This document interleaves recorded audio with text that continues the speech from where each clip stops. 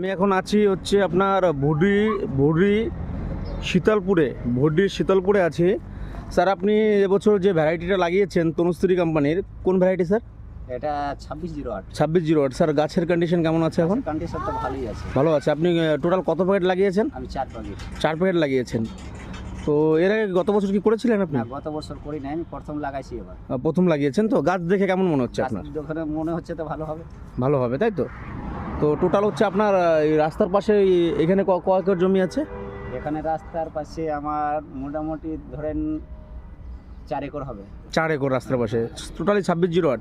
না, টোটালি না, এখানে 2 একরে 2608 আছে, আর ভিতরে আপনি 26 অন্য ভ্যারাইটি আর 2608 লাগিয়েছেন ওখানে।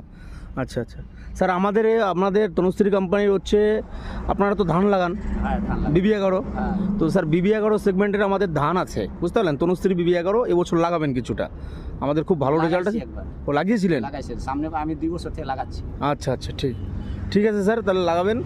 ধন্যবাদ স্যার। হ্যাঁ।